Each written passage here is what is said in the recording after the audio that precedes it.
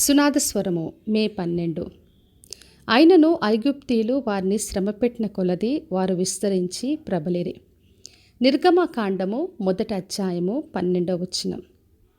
ఇశ్రాయేలు ప్రజలు ఐగుప్తు దాస్యంలో ఉన్నప్పుడు వాళ్ళంతా ఎంతగానో శ్రమ పెట్టారు. అయినా ఐగుప్తులు వారిని శ్రమపెట్టిన కొలది వారు విస్తరించి ప్రబలారని ప్రభు ఈ రోజున మనకు బయలుపరుస్తున్నాడు.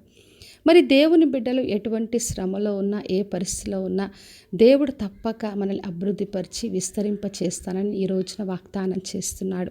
మరి దేవుడు ప్రేమించే వారికి ఎటువంటి పరిస్థితి అయినా కూడా మేలుకరంగా మార్చబడుతుంది. ఒక యోసేపు జీవితం మనం చూసినప్పుడు మరి ఆయన ఎన్నో వ్యతిరేకమైన పరిస్థితులు ఎదుర్కొన్నాడు. మరి ఆయనను గోతిలో వేశారు, అసూయతో ఆయనను త్రోసివేసినప్పటికీ కూడా ప్రతిదీ కూడా అది మేలుకరంగా మార్చబడింది. మరి దేవుడు తన చిత్తాన్ని నెరవేర్చి ఆ శ్రమలో నుండి ఆయనను గొప్పగా అధికారిగా నిలబెట్టాడు. అందుకే మన జీవితంలో వచ్చే ఎటువంటి పరిస్థితి అయినా కూడా దేవుడు దాన్ని మేలుకరంగా మారుస్తాడు. మరి యేసు ప్రభు సిలువలో బలి అర్పణగా ఆయన శ్రమపరచబడ్డాడు. ఆయన శ్రమ అన్నది మానవాళికి అందరికీ కూడా ఒక రక్షణ మార్గంగా తెరవబడింది. మరి యేసు ప్రభు సిలువ ద్వారా, ఆయన శ్రమ ద్వారా ప్రతి ఒక్కరం కూడా నిత్య జీవాన్ని పొందుకోవడానికి ఆయన మార్గమయ్యాడు. అందుకే ఏ పరిస్థితి వచ్చినా కూడా ప్రతిదీ కూడా మేలుకరంగా మార్చే దేవుడు.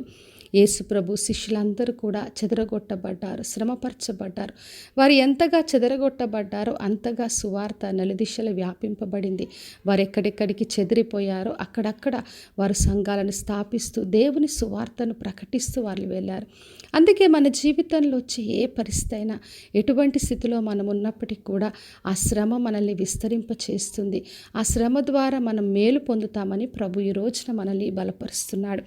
మరి రోమీలకు రాసిన పత్రిక 8 రాయబడి ఉంది. దేవుని ప్రేమించే బిడ్డలకు ఆయన సంకల్పం చొప్పున పిలువబడ్డ వారికి సమస్తం సమకూడి మేలుకరంగా మార్చబడుతుందని. అందుకే మనం ఆయన బిడ్డలుగా ఉన్నప్పుడు, ఆయన ప్రేమించినప్పుడు ప్రతిదీ కూడా మేలుకరంగా మార్చబడుతుంది. ఒకవేళ మనం చూస్తున్నప్పుడు ప్రతిదీ వ్యతిరేకంగా కనిపించవచ్చు, ప్రతి దాంట్లో కూడా సమస్య అనిపించవచ్చు. కానీ దేవుడికి అసాధ్యమైంది లేదు. ప్రతిదీ కూడా ఆయన మార్చే దేవుడు. కాబట్టి నా ప్రియ సహోదరి సహోదరా, చుట్టూన్న పరిస్థితిని చూసి అధైర్యపడొద్దు. ఏదైనా కూడా ప్రభు సమస్తాన్ని మేలుకరంగా మారుస్తాడు. కాబట్టి విశ్వాసంతో ఆయనను ఆశ్రయించి ఆయన ద్వారా మేలును పొందుకుందాం. ప్రార్థన చేసుకుందాం. పరలోకమందున్న మా తండ్రి, మా దేవ, ఇచ్చిన వాగ్దానం కొరకే వందనాలు తండ్రి. మాకొచ్చే ప్రతి శ్రమ మమ్మల్ని విస్తరింప చేస్తని ఇచ్చిన ధైర్యం కొరకే వందనాలు. ప్రతి ఒక్కరిని దీవించి ఆశీర్వదించండి. వారికి వచ్చిన ప్రతి శ్రమలో విస్తరింప చేసి వారిని గొప్పగా మీ కొరకు మహిమకరంగా సాక్ష్యంగా నిలబెట్టమని యేసు నామములో అడిగి వేడుకొంచున్నాను తండ్రి, ఆమేన్. ఈ శుభవచనము వినుచున్న ప్రతి ఒక్కరి జీవితంలో నెరవేర్చబడునుగాక. నేను మీ ప్రియ సహోదరి మంచులాచరణ్.